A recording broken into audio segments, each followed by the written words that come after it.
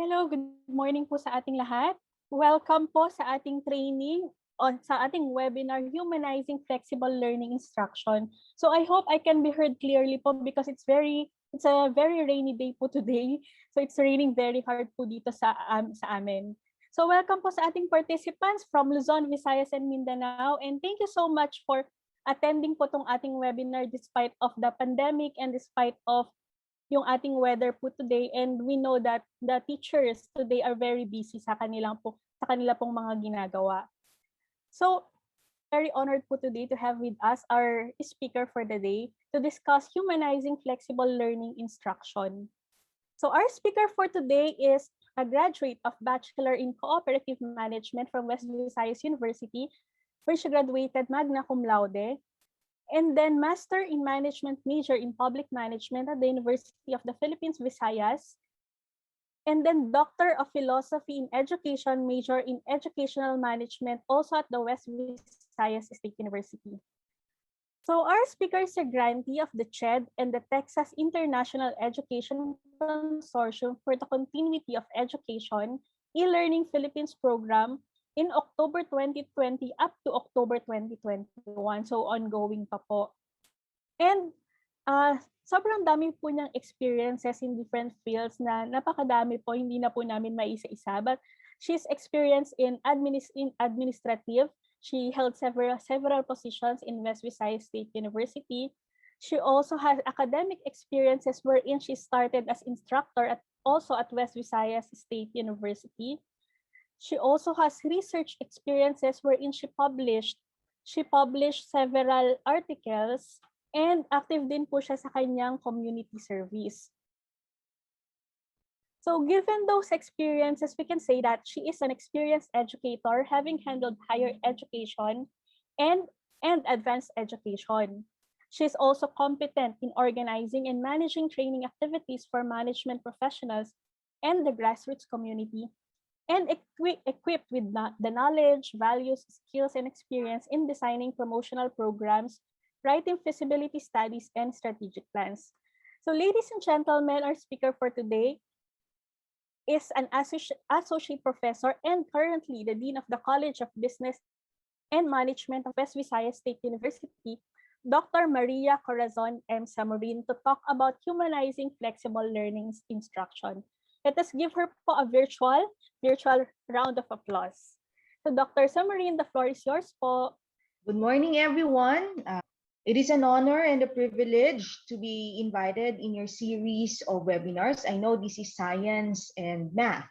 And today, I would like to welcome you to the topic, as I have said, humanizing flexible learning courses, and that is fostering social, teaching, and cognitive presence.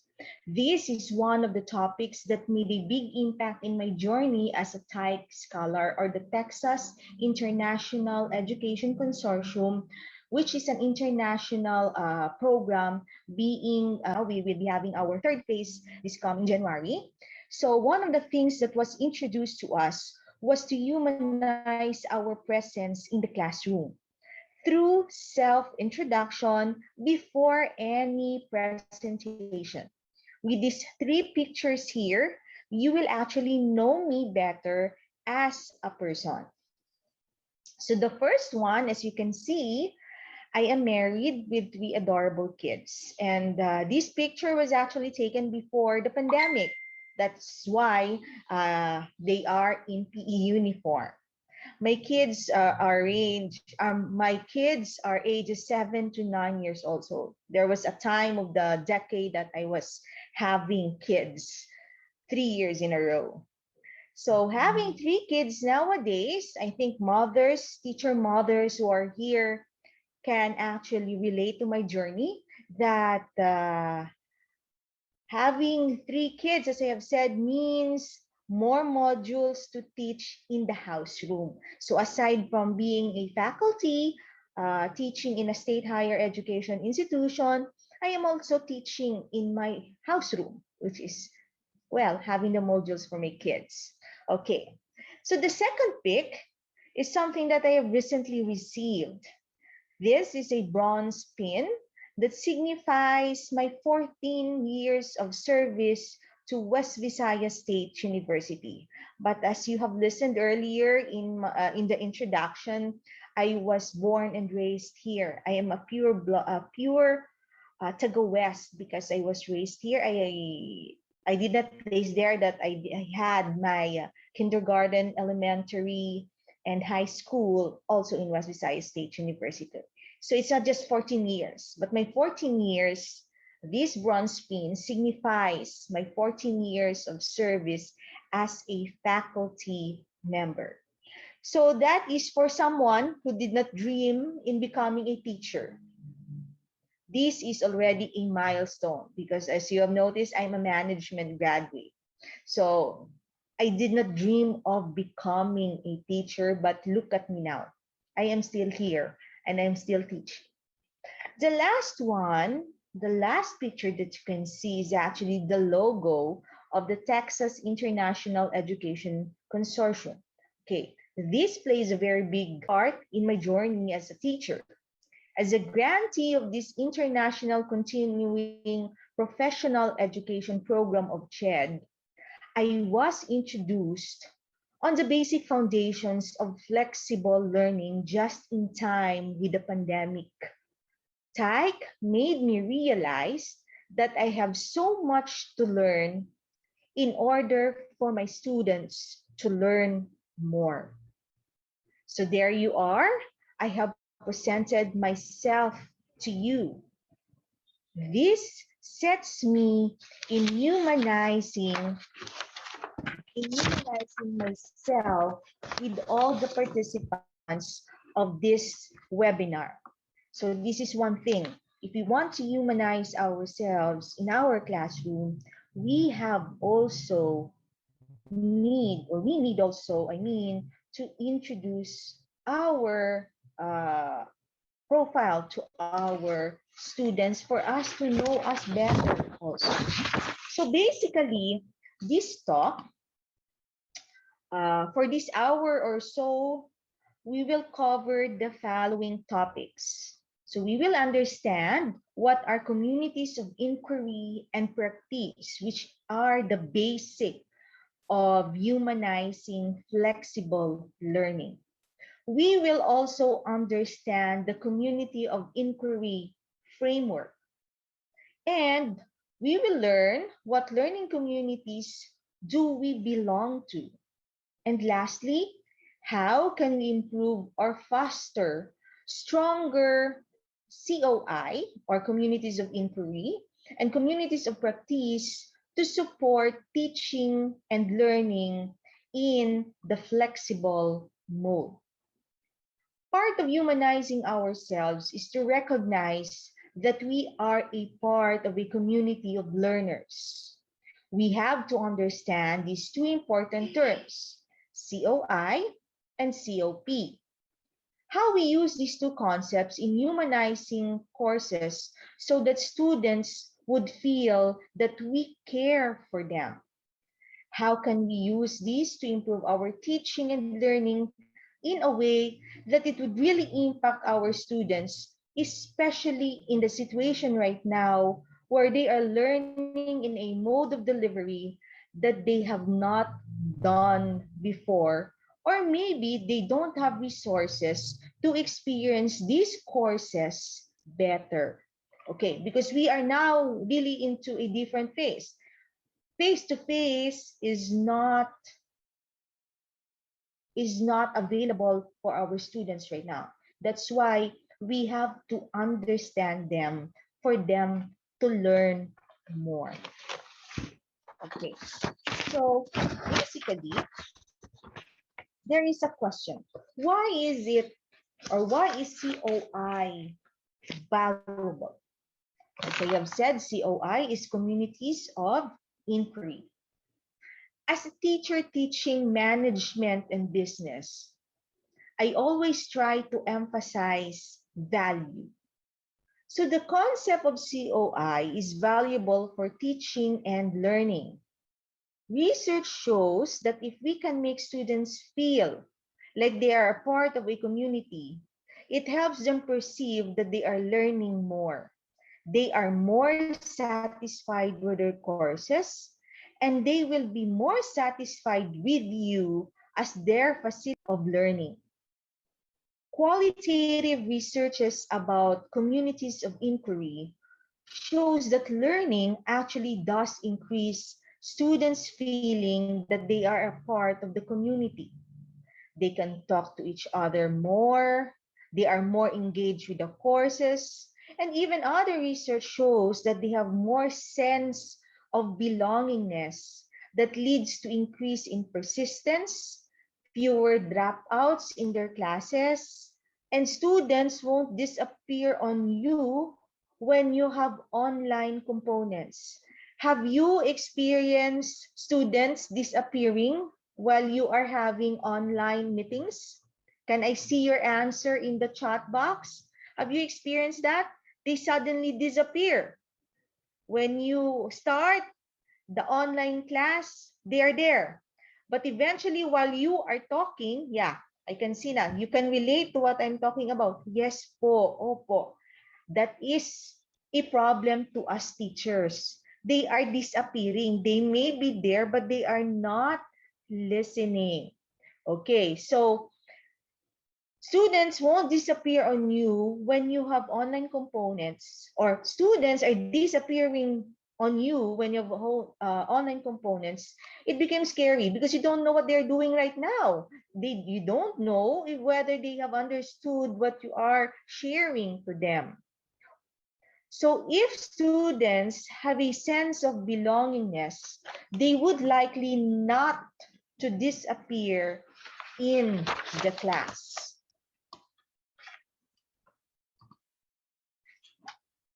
Another concept that we have to learn when we want to really understand the basics of humanizing in flexible learning is that we have to understand what is community of practice, or COP. A community of practice is just people together doing activity work, a skill that someone is trying to learn from experts. A lot of community is how we talk to each other, how we treat each other, and understanding what is acceptable, and also having opportunities to practice in a way there is a very real context of it.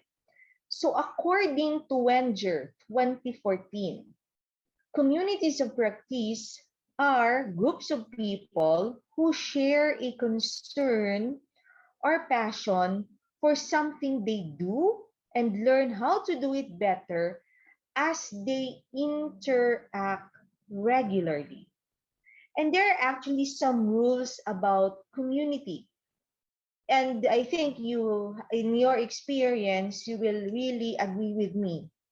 Developing community is hard because you cannot force it. You cannot just tell your students that we have a community here.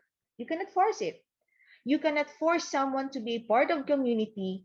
That is why we have to motivate and engage them in order to emerge on its own. So students have to want it for them to become a part of a community. And so we need to have core people to initiate and people who are interested.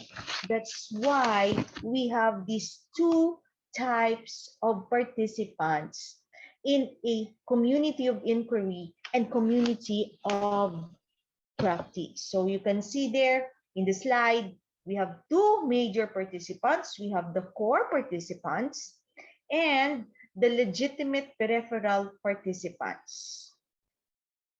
Core participant means these are group members that communicate with and organize the community around using learning shared practices. So basically, teachers are considered as core participants in the community of practice in teaching and learning situations. I can consider our lecturers from TAIC as core participants in the community of practice of flexible learning.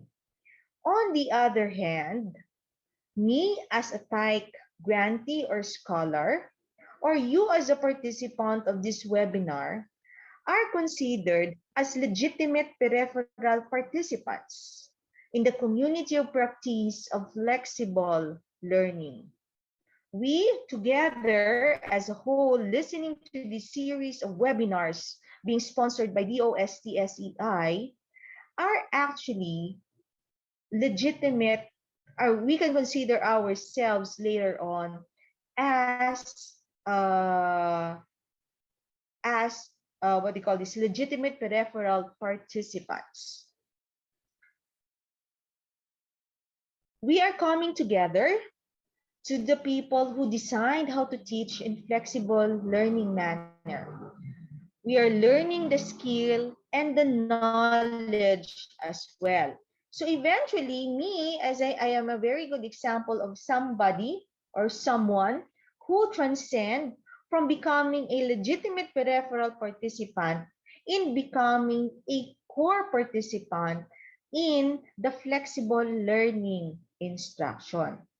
So eventually, we will learn and eventually become a part of the core, where we can develop, motivate, encourage other people in becoming legitimate peripheral participants in the community of practice in terms of flexible learning.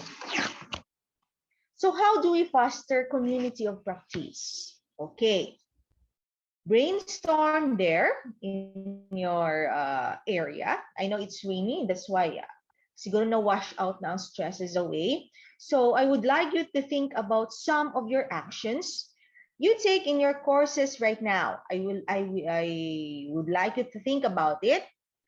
That promotes a sense of community. Any activity that will improve communication among students to build up a community. So I would like to see your responses in the chat. Okay, so how do we, or how do you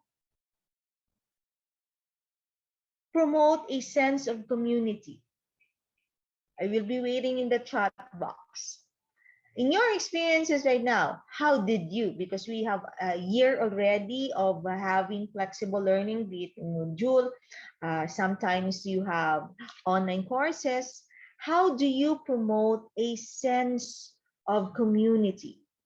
Or any activity that could improve communication among students, among you and your students? Anyone? Or what technologies can you use that can support community practices? Please write down your answers in the chat.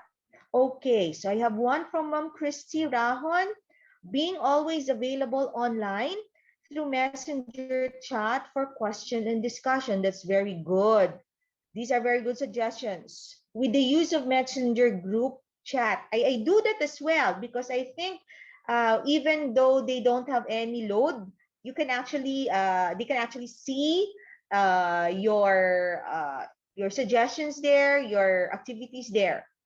Follow up their output through GC. Okay, so that's still good. Very common among us is the use of the chat group. I think this is very helpful to us teachers. Then we have classroom posts and streams. Yes, this will also build up communication and later on a community of practice. So we have similarities on what we do. We do use online platforms to constantly be available for any queries. That's good.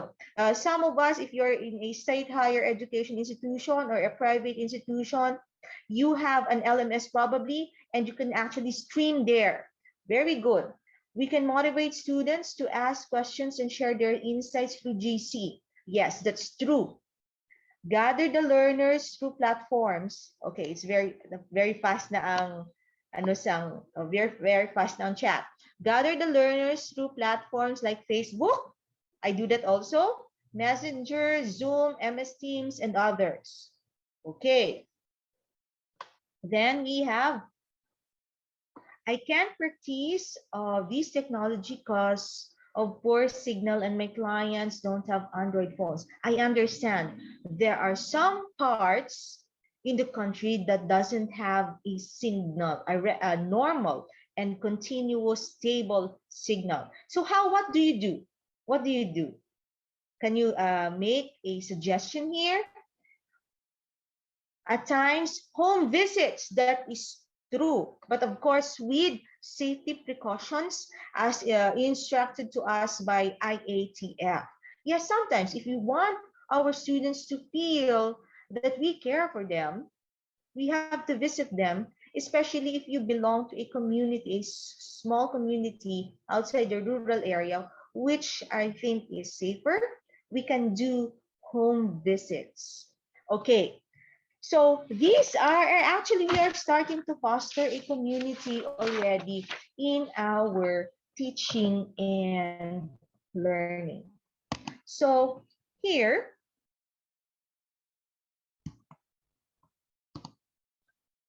there are actually several elements to a community of practice that one needs and wants to foster that helps with humanizing our educational communities. So you can see there in your screen, according to Barab, Warren et al. 2006, a COP or a community of practice exists if by the following elements, I will read that. If there is a common practice and shared enterprise, there are opportunities for interactions and participation. There is mutual interdependence. There is overlaying histories, practices, and understanding among members. And there is a mechanism for reproduction. And lastly, there is a respect for diverse perspective and minority views. So, all in all, one is to make sure that students have a central practice that they're doing and that they know what they practice.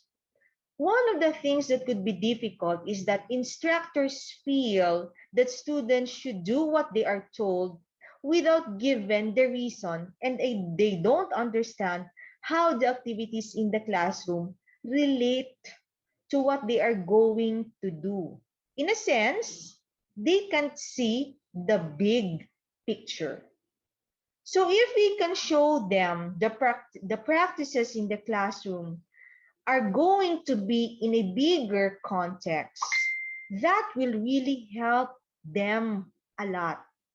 The concept of mutual interdependence means that they have to rely with each other, meaning students will also rely with other students. So often, our students would also rely to their teachers, and teachers will also have to rely to their students. My interdependence among people in the communities of practice in teaching and learning. So often, the projects that students have components to do in order for them to feel responsible for something. In a way, that they have to rely with each other for shared positive outcome. This can be a problem sometimes considering that some students are not taking responsibilities. Have you experienced this? Some students in your classes are not taking responsibilities, especially if they are doing group works. Have you experienced that? Can you please say that in our chat group? Do we have similar experiences that some of our students are not taking responsibilities? Yes po. Parang uh, uh, they would just like to rely with the group works being done by their classmates. Opo, opo. So agree. We have common experiences here. Yes, they rely on their leader. Correct. That's very correct. And sometimes it is also unfair if you give them the same grades. That is why we teachers should find ways to make students participate? Or how do we make our students participate? How do we ensure that our students are participating in their group work? How do we do that? Okay, I would like to share some of the things that I do. When they do group work, I usually ask the students individually, how were you able to come up with this idea? Who contributed this? So just to check whether whether what they have contributed individually. According to Mom Vida, what I do is for the leader to rate or grade the participation of their group members, are called to report the responses. Yes. Rotational learning. Yes, I agree. Okay, that's coming from Sir Jonathan. So we have actually, we have to make effort as teachers, we have to make effort in finding ways and making sure that all students participate. Now, in the community of practice elements, there is the element that is incredibly central, which is the respect for diverse perspective and minority views so that the community could evolve over time. I do agree with what Mom Connie said here, exchange roles. Because sometimes those minority in the group, meaning hindi parang leader-leaderan all the time, they could have ideas, but they are afraid to show and share their ideas because probably they are uh, nahihiya with the leaders, the usual leaders that we have. So that's why I agree, rotational leadership, give the minorities in the group to share their to share the leadership role. So assign tasks. Okay. So with this, we are actually we are already in some point are practicing the community of practice elements. So basically, what you do are already examples of practicing community of practice. So how do I support community of practice? What is the top action you currently take in your courses to build community in your face-to-face before courses and right now in your flexible learning mode? So spend a few minutes about how you support the emergence of community in your courses.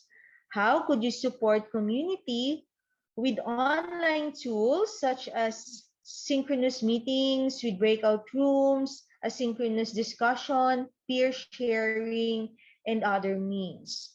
So how do you do the community of practice? For one, what I usually do, we are very fortunate that we have started with an LMS, although it's just Google Classroom. But in the streams there, I can, or in the, there is one feature in the Google Classroom that I can actually message individually. Like if I have posted one assignment or one activity, I can post there. I can have a private chat with the student that, oh, probably you forgot to answer this. You have not probably seen this. So may I remind you that we are doing this at this point.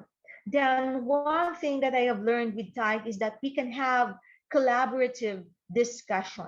I post one question in the Google Classroom because that is the LMS that we are using. Then they can agree or disagree with what I have said.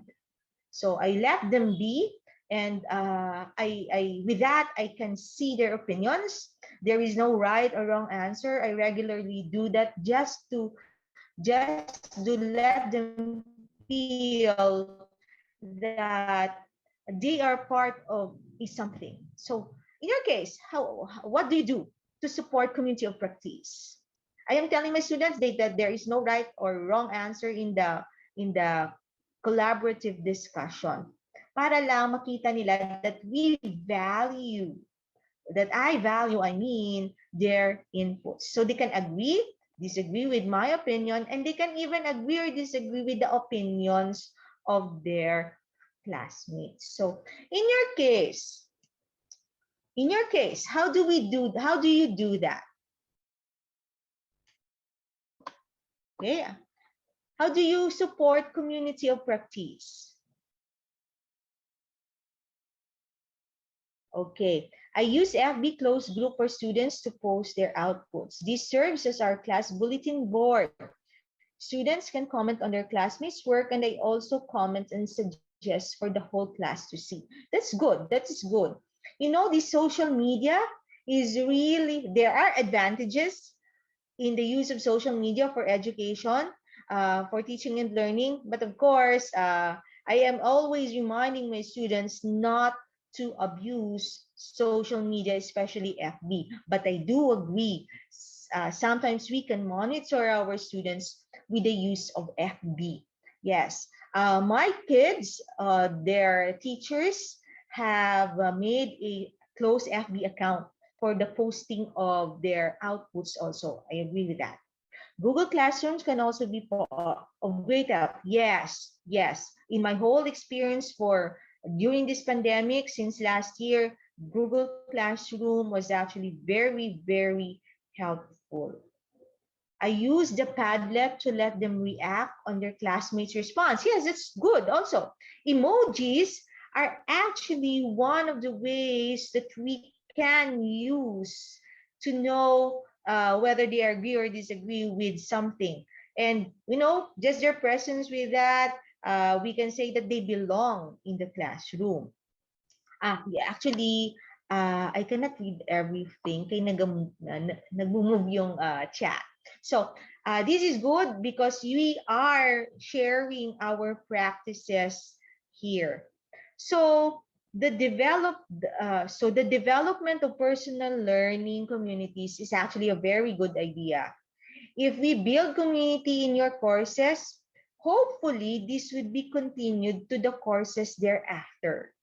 Building communities that could strengthen graduates' competencies, giving the programs much stronger outcomes, networks of professionals that could help graduates thereafter. Because if they experience having a community of practice in your class, they will actually bring that to their other classes thereafter. So, ma-develop siya. So, ma-develop siya. Okay. Now, as you can see in the screen, one theory that exists which can help us develop and support community of and humanizing online learning is called the care theory or ethics of care. I know some of you are very familiar to this. Ethics of care or care theory is actually developed by Nell Noddings. What is the top word you think when you think of care in your courses? So what is the first thing that comes to your mind when you say care or when you understand care? Care means what? Can you place that in the chat group? If we are going to harmonize our courses, one of the things that we should consider as important is to care for our students. So care means empathy, love, kamustahan with students according to Mom Vanessa. Yes? What about the others? I think I forgot to mention one here. Compassion. Compassion, empathy. Okay. Close attention, respect, and encourage. So may meaning na yung care. Thank you, Ma'am Connie. Care means important. Okay. Listening to their concerns, show concern. So thank you very much. Yeah, we are agreeing to these different connotations with regards to what is care. A lot of research relative to care theory has shown that if students don't have their basic human needs of being cared for, they are unlikely to be successful in higher education. When they are unsuccessful, this actually results to more dropouts, lower retention, and students feel that their school and teachers don't care for them. Care is a basic human need. And we want that. Everybody wants to be cared for. We need that to become more successful. Part of showing care is giving attention to other people. One of the problems in online learning is distance. And usually when we show care, we care for people who are very near to us. They can actually feel that we care for them. So caring at this point, because we don't have face to face, is something that is that they might not feel. And this situation makes professors disappear. As I have said earlier, students are disappearing, but sometimes professors or teachers are also disappearing. Students are disappearing. In short, there is lack of attention because of distance. We have to be mindful of showing care with our students to recognize their core humanity. Failing to show care to our students is failing to recognize, and failing to recognize is our responsibility. Failing to care to our students can actually lead to loss of learning. So that is why we have to show care. Part of showing care is developing positive experiences for students. Developing courses that could make students be excited to be in. Make them come back next time. Do better in class and recognize that they have strong potentials. So Hi, this is here Paul from I would like to show you Energy a Education. video. In today's video, I'd like to talk about ethics of care in education, which is an essential requirement for effective 21st century education. While ethics of care has been discussed by others in other YouTube videos, those videos are presented in more of a theoretical way, whereas I'd like to focus more on the level of application and pragmatics. Nevertheless, I will link some videos that I like about this topic in the description below.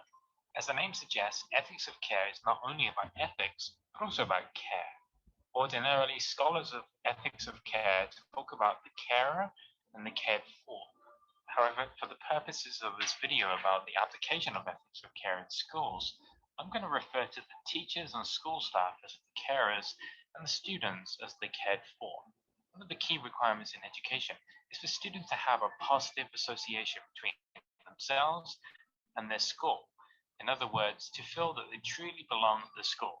Without this, students won't want to come to school, and even when they are in school, they will do everything possible to escape from it, getting in trouble, using their devices during class, or simply daydreaming. Part of the challenge achieving the goal of having students want to be at school is to have a positive connection between the school staff and the students. In reality, there's often a disconnect between teachers and students, particularly in high schools. This is partly because high school teachers come into contact with far more students than an elementary school teacher, so they have very little knowledge of their students. However, it's also because high school teachers may not see their job as requiring any sort of care for students. Too often we see and hear of teachers who expect students to care about the school, to care about their classwork, to care about themselves, to care about their peers, and so on. And yet the students may feel that these same teachers do not care about them. Think about it this way. If you think that your students hate you, wouldn't you start to feel the same way about your students? Also consider how you treat each of your students. Recognize that you do treat the students that you like differently from those that annoy you. In ethics of care, the argument is that it isn't enough for teachers to know that they have a duty or a moral obligation to care for their students. Instead, teachers should have an empathetic care for each and every student. What is the difference between these two things? Well, firstly, it's about the nature of relationships. Relationships are two-way and involve both people having a role in that relationship. The student plays the role of the cared for. Traditionally, ethics in schools is only ever conceived of the teacher having any role in care, with students being absent from the discussion. Ethics of care changes all of that. Secondly, ethics of care is different in terms of the outcome. If you only feel a moral duty to care for your students will know this. That moral duty of care is what many students experience in school because teachers may like only a handful of their students. Such students know that they aren't one of the teacher's pets, so any act of care is born out of moral obligation rather than genuine care. They'll hear your words, but they won't feel cared for. True care requires not only having teachers genuinely care for their students in an empathetic way, but also students acknowledging that they feel cared for, which can be challenging to achieve. You can feel like you've said and done some great things for your students, but not realize that they don't actually feel like you really care. And without this, your students won't trust you, open up to you, or truly listen to your advice. Likewise, unless you take the time to listen to your students, your actions and words may not be what your students want from you. So how do you achieve this? A key requirement is to treat every student as if they are great kids. In order for this to happen, it will involve some mental trickery. You may have some real terrors in your class. However, you need to find positive qualities about all of your students that you can focus on so that your actions and words of care are sincere. You are acting with kindness because you want to, not because you have to. The ability to listen to students also involves what is known as motivational displacement, which is putting your needs to one side momentarily in order to put another person's first. This is also an extremely challenging task for teachers because they're incredibly busy. It is, however, necessary to make time, however short that time may be. How do you know if your students accept your care? Consider the reason why you're talking to your students in the first place. In our own school, our students can often feel overwhelmed by working in groups, doing research, doing public speaking, or trying new foods, among many other challenges accompanying our holistic educational approach. If our students listen to our advice, try new foods, make an effort to work more effectively with each other, and so on, it means that they have acknowledged that we care about them. I should say at this point that I became aware of ethics of care through the work of Nell Noddings, an American feminist, educationalist, and philosopher. While ethics of care first became known through the work of Carol Gilligan, Nell Noddings has been instrumental in bringing ethics of care into the realm of education, and I have recently become a strong advocate of ethics of care. Compared with other topics discussed in my video series, ethics of care is easily the newest and most challenging one for me. It is also a topic that I have some criticisms of. In the lecture given by Nell Noddings, she discusses the need for teachers to truly listen to students so that teachers are acting on expressed needs rather than on perceived needs. I can understand her advice in the context of student-centered learning, project-based learning, and other constructivist approaches, as it's important for students to feel empowered and play an active role in their education. However, I feel that Noddings takes this to an extreme in which the students should dictate the curriculum and lesson content. To this, I have to disagree. Firstly, teachers at our school choose lesson content based partly on the provincial curriculum, which is mandated, and also on the needs of the entire class as a whole. One child's specific needs cannot dictate what every other child should do, and only the teacher is in a position to know what the whole class needs. Secondly, a child isn't necessarily qualified to know what is best for themselves. Most are still struggling to act on logic rather than irrational impulses, and they have such limited life experience that they're going to work within a very tiny comfort zone. Growth involves being taken out of your comfort zone, and that almost always involves another person, such as a teacher. Take food, for example. I've heard far too many parents say that they let their 4 or 5-year-old child decide what they should eat and what they should wear. What 4 or 5-year-old has enough knowledge or life experience to make a sensible decision about food and clothing? Even teenagers in our neighborhood seem incapable of doing this. They wear t-shirts and shorts in the winter, and they buy fast food for lunch. A more extreme example would involve domestic abuse. If a child reports that they are the victims of abuse, they may say that they need you to keep this a secret. However, a teacher has a legal duty to report such information to the police, and it's in the student's best interest for you to do so, whether or not they see it that way. A teacher must combine ethics of care with expertise and life experience to do what is best for the child, even if that action isn't necessarily what the kids say. That's about all for today's video. If you enjoyed it, please click. Okay, so this video provided us with more information about ethics of care. So as we have listened to the video, there are some educational aspects of care theory that we can relate. So first is modeling. Educators demonstrate the use of care for students through own choices of course, activities, pacing, and etc. Students can experience being cared for and use knowledge of caring about others in their interaction. Another one is dialogue. Discussion about and feedback on how we care for our students can lead to better relations with them, improve curriculum, and better overall learning outcomes. Third is practice. It is important to give students opportunities to practice caring and reflect on how they practice it so they can care for their classmates, care for the teachers also, and care for the community. And lastly, confirmation. This is the act of encouraging the best from others. We help students identify a better self and support its development. So now I would like you to reflect on how you care in your courses. Think about one of your current courses and brainstorm the following. How can I better model care for students in my courses? How can I increase discussion in my course to improve in student experiences? Are there opportunities in my course for students to practice care? How do I support this practice? So I am requesting you to give your reflections, type your reflections in the chat box. So again, how do you show care with your students? Name the subject and how do you show care? Remember, this is math and science. This is something that is concrete. So how do you show care with the subjects that you have? Like math, probably you have trigonometry, physics. How do you show? These are very hard courses for students to understand. But can you show or do you show care with your students? Oh, I am waiting for your answers in the chat box. How do you show concern? Anyone? Follow up their outputs. Okay, that's one way. For some, I can actually by asking how they are, how are they?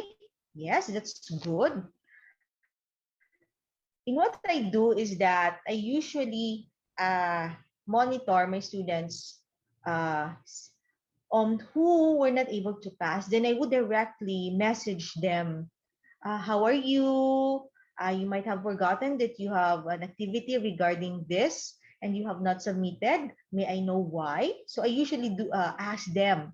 So, or sometimes I would message them individually and I am telling them if you have problems with regards to some of the outputs that I am asking, please message me directly. Okay, according to Ma'am Kai, giving feedback, which is very good. Giving feedback to enhance their skill and sometimes do chit chat about life. Yes, that's true. Same with Mom Rosabel, give feedbacks to their right. Okay, wait for a while. Right and wrong answers, especially the wrong answers. And I have experienced that. Right now, I have my in my subject cop management 201. Sometimes the students would ask me, because we have developed already that system, they would ask me, Ma'am, why is the answer true? Because I think it is not, I think it's false. Then I would explain it not only to them, not only to this specific student, but I am posing that question and I am posing that in the Google Classroom stream. So they would see that and they would understand much better why answers are like this.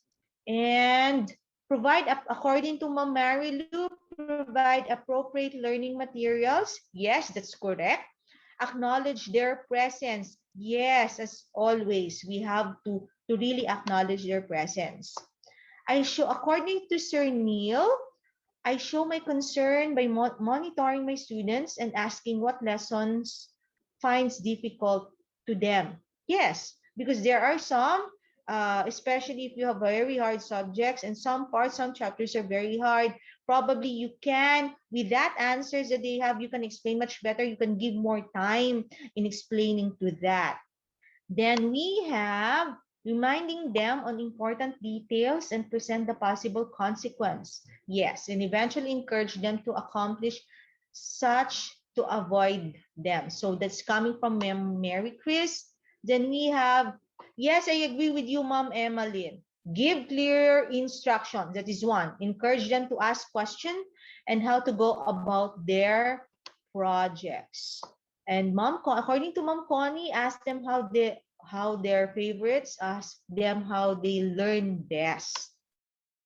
Be lenient sometimes, especially, yeah, in a way, not really that lenient, but give them the pacing that they want, probably. Then we have according to from Ma'am Nabaya from ASU, monitor their progress, practice feed forward instead of feedback. That is also correct. Then yeah, I think that's it. So we are actually, as teachers, we are really showing care to our students. Now, I do appreciate also that you are caring for me right now in this webinar because you're responding to the chats, to the polls that I have. So that is one thing. That is one thing that we are actually humanizing this topic in this webinar series. So the community of inquiry comes from the concept of humanizing flexible online or even face-to-face learning. So with this, there are three main components that we have to really understand: teaching presence, social presence, and cognitive presence. The combination of these three will give a very good learning experience of care to our students. So when we say social presence, it is the ability to perceive others in an online environment as a real person. While cognitive presence is defined as the degree to which students can construct meaning in class discourse and personal reflection. On the other hand, teaching presence refers to the design, instructional facilitation, and direction needed to support cognitive and social processes needed for learning. So, as I have said, cognitive presence, I have defined that already. So there are a lot of big words to basically say that we have built our courses well, that students are able to use what they have learned in a meaningful way and be able to train and be able to transform it.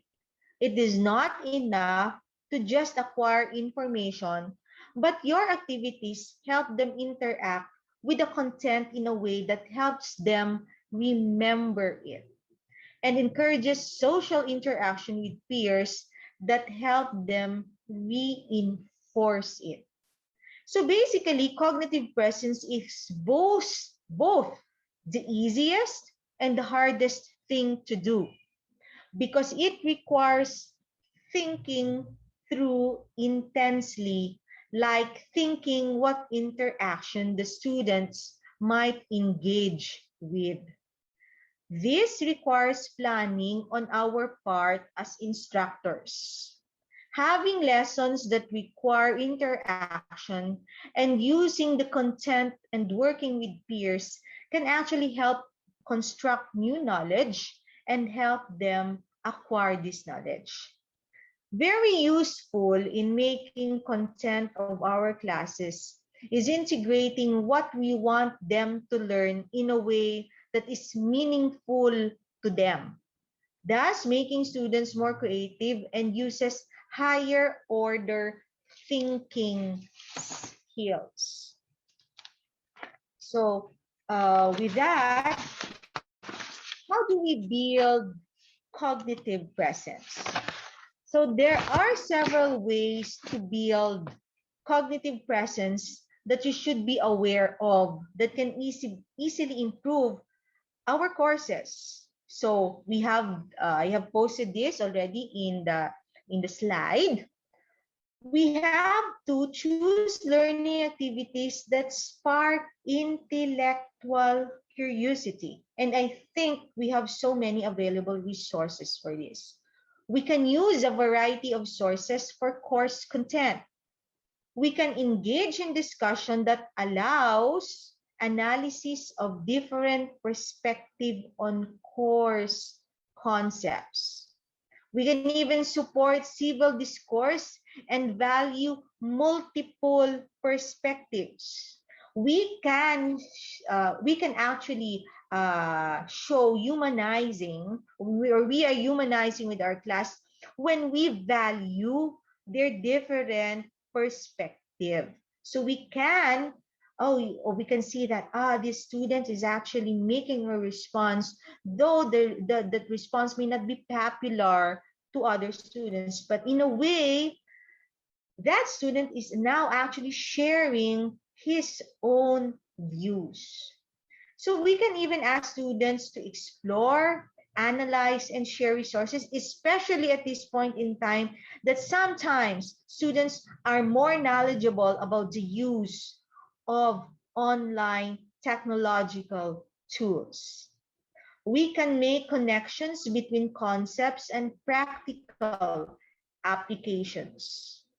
And we can use or utilize grading rubric for discussion and should emphasize contribution to diverse perspective, analysis, and problem solving. So should not let the students think in the box alone, but we should encourage thinking out of the box. You know, the out of the box perspectives. And we can actually model and facilitate individual and collective reflection. That is why I always put in my classes activities on reflection, because this is one way that we can see and we can motivate students on using the knowledge that they learn in our subjects in their everyday lives. So dapat merong reflection on how to do this, on how to practice this in our everyday lives. So that is building cognitive presence. Now, what about teaching presence? So teaching presence is where we focus on how we design our instruction. This includes the activities and course communications we feel will best convey what we want to teach. We tend to do the most as instructors, but we should always remember that our students are human beings and we should treat them in the online setting the way we treat them in the face-to-face setting. It is challenging to have empathy to students we don't see face-to-face. That is why we have to be reminded of humanity. Okay, now I have experiences with that. We should also understand that our students are taking multiple subjects. And sometimes we forget that there are other requirements for other subjects. We tend to bombard with students with so many things. And, we multiply that with the number of teachers, the subjects that they have. So if we realize, oh my God, they have so much to do. Instead of doing so much to do, I think we should the outputs that we require to them, not the quantity alone. So that is part of our teaching presence. Okay. So how do I foster teaching presence today? So true or false? Students in my courses have the opportunity to be social and learn from their community. Oh, can you please have the opportunity to be social and learn from their peers as part of a class community? Okay, some of you are actually answering already true. Okay, so actually it's true. You should have students in your courses should have the opportunity to be social and learn from their peers because we are in. I would like you to think about how you personally foster teaching presence in your current courses. What you can do here can transfer to your flexible learning. It may not be perfect, but there are a lot of tools that can provide you some of the same forms of presence.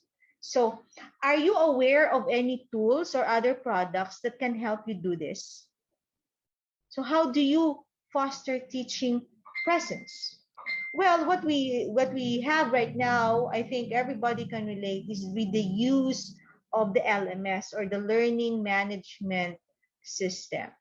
We show our presence through the posts that we have, through the instructions that we have there, through the different resources that we are posting. So this is one a tool that we actually need to have. If you're not using Google Classroom, probably you have Brightspace, you have may I know from your universities or from your schools what LMS do you use? Can you type that in our chat box? Because I think Google Classroom is free. MVLE, according to Mom Rosabel. What about from the others? Or you are really mixing, what do you call this, modules? If you are not using learning management system, Genu e-learning po, according to Marvin. Okay? So there are actually so many LMS tools available in our classes or in available in online. So we can actually use so many. Yes, I think a virtual learning environment also from Ma'am Vida Antonio. Okay. Others, because sometimes we have to buy, no? We have to buy this LMS and Edmodo. I think I am familiar with Edmodo. There are some free resources like Moodle, but you have to have a technical person to be a back-end support. Although it's free, but you have to buy type is actually Moodle. But what we are using in West Visayas State University right now is the Google Classroom. But eventually we will be shifting to another LMS. Okay. Moodle, Schoology, and Canvas. Yes. Schoology is also very easy to use as well as Canvas, but medyo pricey po si Canvas. That's why we seldom use Canvas, but there is a free for that, but the applications are limited. Okay. FB Learning Group. If walang LMS, we can use FB. I have experienced that prior to the pandemic. Or I'm using is that I post that in our FB close group. I agree with you po, Ma'am Nabaya or Ma'am or Sir Nabaya from ASU. Okay. Google Class, pareho po tayo from Sir Kadir. Okay, now,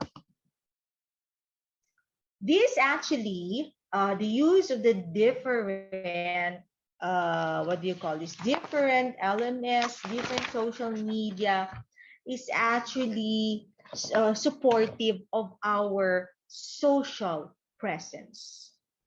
Social presence ties back to the community of practice and care theory. We already discussed a few slides from where we are right now. This is allowing learners to have presence in your course and for you to also have presence in their lives. This means communicating your support for learnings as they build community and complete the work. You are yourself part of this community and a core participant, but the way you develop social presence should allow learners to take more central role over time. So when we say social presence, I have defined there. It's the ability of learners to project themselves socially and effectively into a community of inquiry and practice. So online tools and activities can support the emergence of community. Like we have a lots of video from YouTube, and we can have different applications already being offered online, and it's free. We have what we call Grammarly to check for plagiarism or Turnitin, or so many other available online applications. Core learner participants will need to support organic emergence of community. The instructor's role there, or the teacher's role there, is to support and not lead a COI and COP. Because when you are actually supporting there, you take more of the central role, or you're giving more of the central role to your students. So here,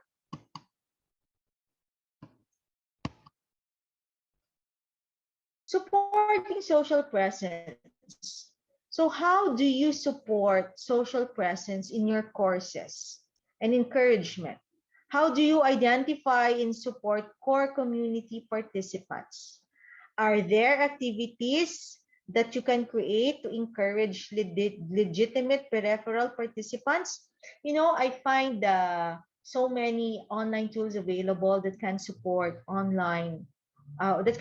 social presence, not only for the teachers, but for the students as well. So if you want to share how you support social presence, just post that in our chat group.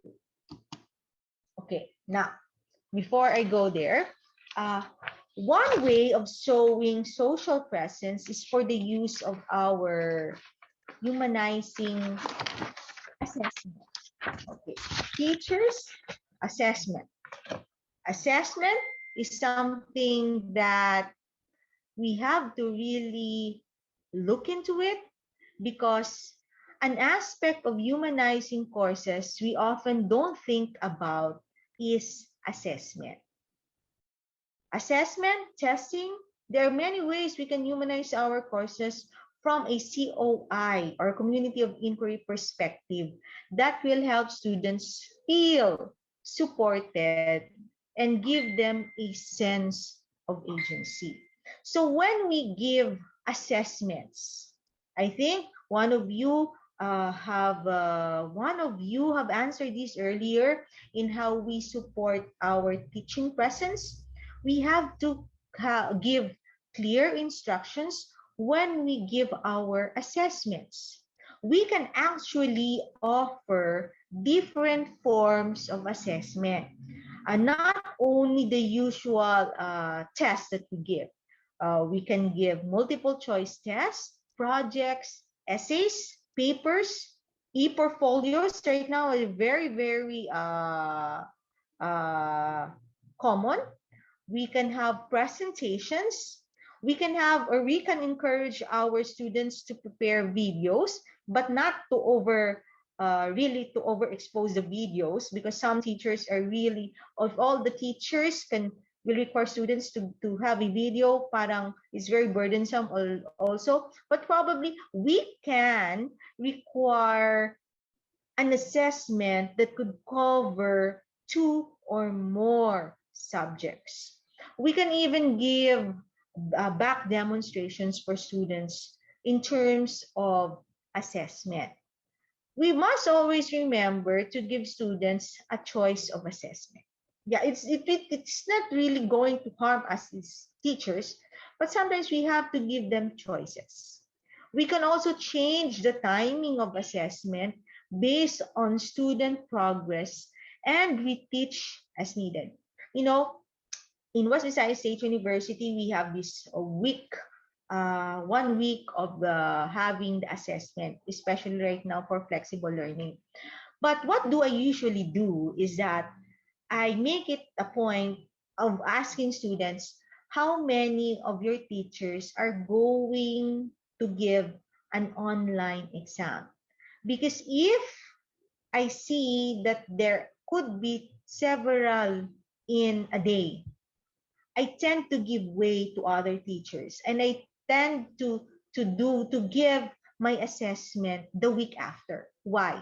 Because internet connection is very, very hard, and some of the students actually don't have enough money to really nakabudget yung pangbili nila ng load. So if I can extend my assessment the week after, they could probably extend and give them more time so that they can't be overloaded with so many things. That's why I change my timing, and sometimes based on the things that previous assessments that I've given them, uh, I have analytics in the Google Classroom. There is a free analytics there. What topic, what part of the exam that majority of them did not or were not able to answer. So I really give back to that. I go back to that, and explain to them why is this like that. So I give emphasis on areas where they have problems in understanding. So humanizing is not just about our presence in teaching, our activities that we give them, but also in some or in the aspect of assessment. Now, I would like you before we end this humanizing lecture, I would like you to reflect on your courses. How will you use what you learn to improve your own cognitive, social, and teaching presence in order to humanize your courses? Especially if you're teaching science and math, because I think it's really, really very hard. These are hard subjects, and I understand that. Because as a student before, I really find math and science very hard. So it's doubly hard for the teachers, for you as science and math teachers, to humanize. I understand that, but we actually we can do our share. We can eventually try small things, then eventually make these things bigger for you and your students not disappear from each other, because that is the main goal of humanizing our courses, for you not to disappear with each other. Then you can also reflect what are the ways you can humanize your assessment and improve measurement of learning. Then you can ask yourself, am I aware of my students' needs and limitations on how does my course accommodate those? Because sometimes, yeah, as I have said earlier, we tend to look at the perspective, our own perspective as a teacher. But since we have learned about the care theory, we should look also on the perspectives of our students. What are 2 or 3 concrete changes can I make to make my course? What are 2 or 3 concrete changes I can make to my courses that will humanize them? I hope that this talk can actually help you in humanizing your teaching and learning situations in your classes. So thank you very much and good morning.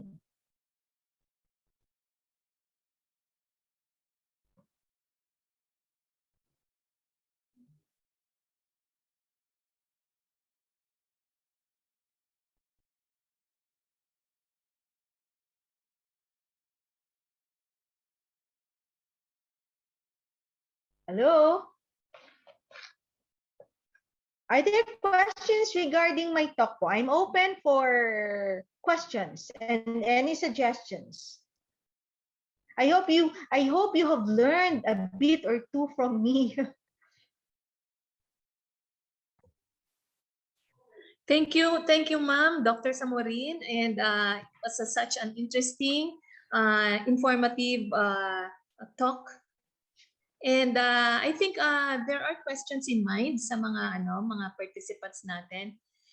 You are free to type in your questions in the chat box or even unmute yourself and say it.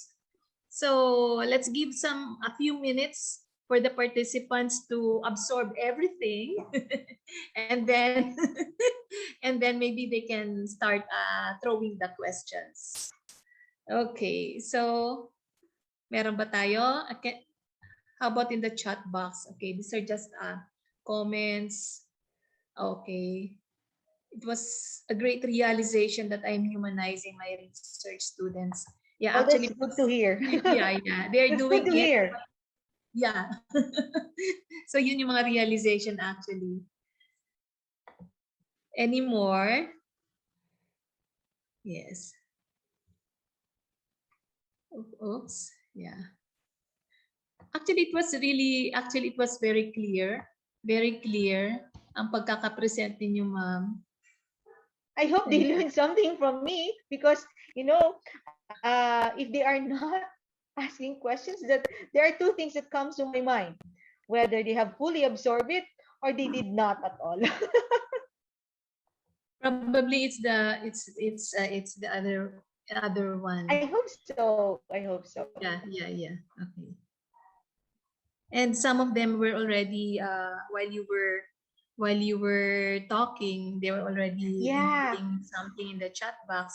I'm very happy that this set of participants from DOST-SEI are actually very, very active. And this shows, and this actually reflects that they are also humanizing their classes, because if they're active in this webinar, how much more in their own classes? I know. It's more of a realization that they're actually doing it already. Pero parang biglang yun pala yun. Ginagawa ko na pala yun. Ayan.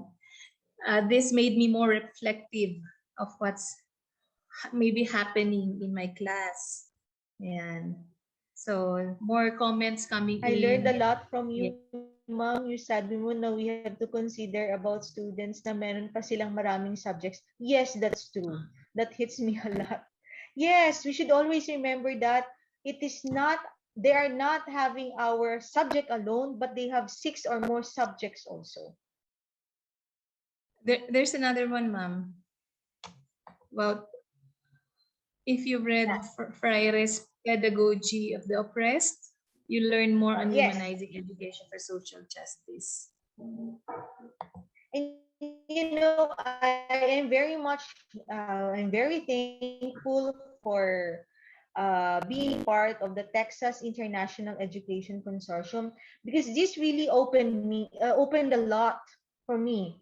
I tend to apply what I have learned in a year's time, because just the same realization from some of the participants here, that oh no, I'm also not humanizing before. I am just thinking about my class, but right now, because of this use every day that we have to do, whether these are in our students but also in our faculty members as Yes, well. yes, yes, that's true.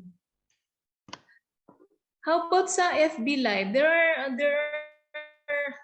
are a number of participants in the FB Live. How do they send their comments or questions? LJ.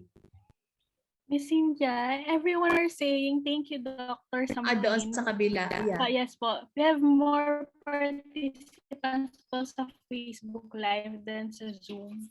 So lahat po Okay. sila for thank you ang comments. Yes. So, ano pa ba yung last na meron dito sa chat box? It's still a thank you thank you note for Dr. I would like Samurin. also to thank Dr. Ricky Magno, because he was the one who introduced the DOSESEI. So thank you, Sir Ricky. Hindi kami nagkamali. So, I think that has been loud and clear. Okay, there's one question, pahabol. Sige nga, ma'am. Did you experience some students giving a lot of their alibis for having not done their activities or requirements? And how do you manage that? Yes, I think everybody is experiencing that, but how do I answer that? I would tell my students to I regularly inform them. Uh, like for example, I'm telling him, "Oy, Jasper, you probably forgotten. But I know that they could be alibi somewhere there. You've forgotten to submit this article or this activity for this subject. I'd just like to remind you that it has been due for a week already, but I will give you time because probably you are experiencing something, and they will understand that." So I always saying that parang I always make it a point for them to know that they did not submit it yet, but I'm telling them that I understand the tourist situation, but at the same time, I make it a point to remind them that it is their duty to submit those requirements.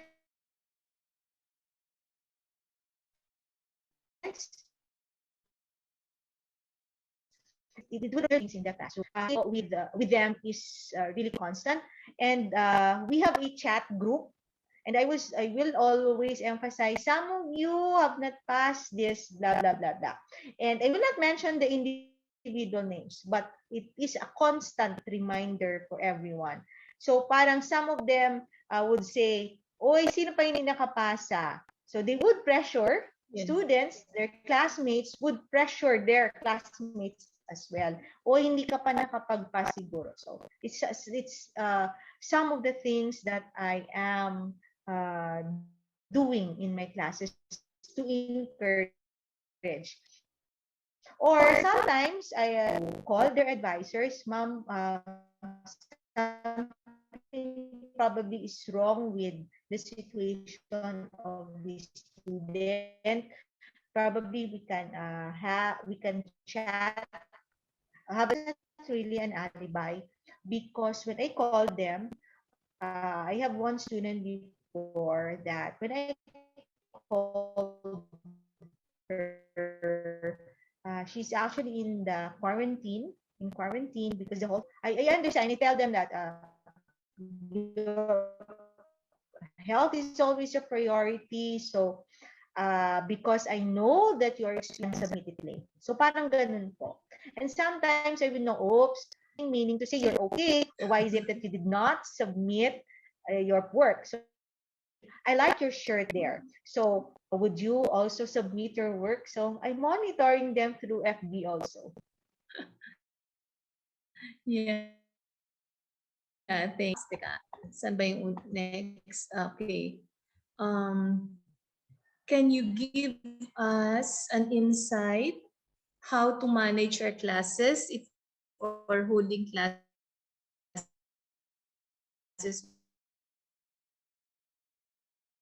with I'm looking at it. Okay. Hello, ma'am. Yeah, the university, I'm very thankful that our university has introduced what we call this asynchronous. Our VPAA, Ma'am Tintin Dikilia, is always reminding us that we can actually give asynchronous activities. Why? Because I understand that not all students can be present in a synchronous class. So what we did in the first semester was we prepared already a module for the subject, and we have posted that in the Google Classroom, each chapter, so that for students na hindi maka-synchronous classes because of internet issues, because of some issues, they can always go back to what we were discussing during that time. Para hindi naman po madihado yung iba na hindi nakapag-synchronous classes. And what we usually do, in my case, what I usually do is that we post the recordings of the Google Meets that we have, so that these students have the equal opportunity of listening to the lectures that I am giving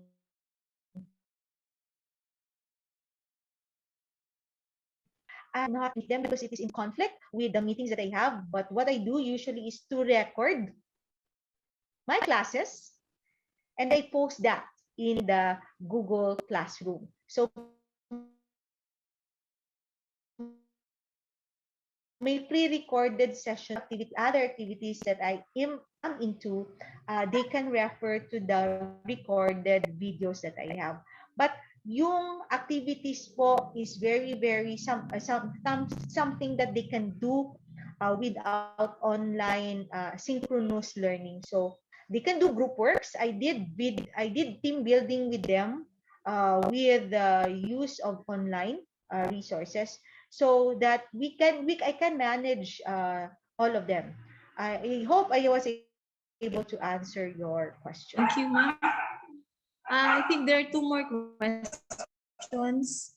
The one is the pandemic has exacerbated the divide between the rich and the poor. How would you deal with financially and geographically challenged Okay, students, ma'am? I am very thankful that our university were able to distribute tablets for each student.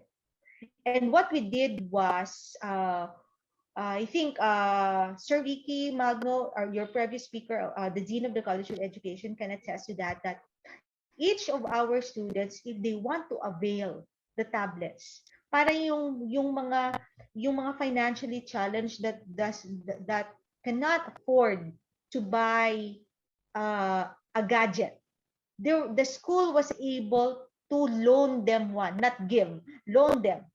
They will borrow that, they will return that if they at the end of their 4 year stay in the university. So that is one thing. What we have, and we will be continuing to do that in our first year.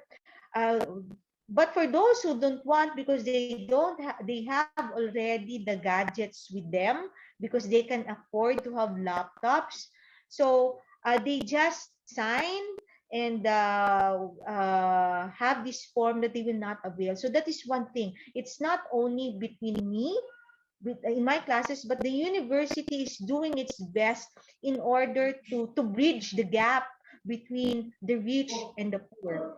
And in my classes, I usually give activities that would be both acceptable, both that students can afford already. not only the rich and not only the rich can do that. For example, when I give activities and I have two subjects with them, or I usually what I usually do is that uh, I tend, if there are groupings, I tend to group because I know my students very well. I tend to pair them. Those who are having difficulty in terms of internet connection, I pair them with a person or a classmate who have a regular connection so that they can work together. The person with the good connection can download everything, then share it with the classmate who doesn't have. And I usually pair also those with a gadget and don't have. But I make sure that those students, that each of them have enough participation in the outputs that they are submitting. So parang you have to really know that the point is you have to know your students very well so that you can do something, you can bridge the gap between the challenges that they are experiencing. Okay?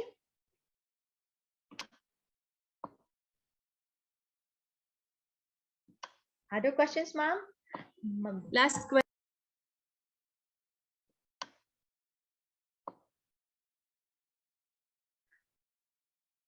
I think naglalag. Ma'am Cynthia, nakamute po kayo. Ma'am Cynthia, nakamute po kayo. What is your best practice, ma'am, in flexible learning instruction? Okay. Last question na to. Sige. In flexible learning, I have experienced both the good and the bad. But the thing is, I always make it a point that these experiences that I have are learning experiences.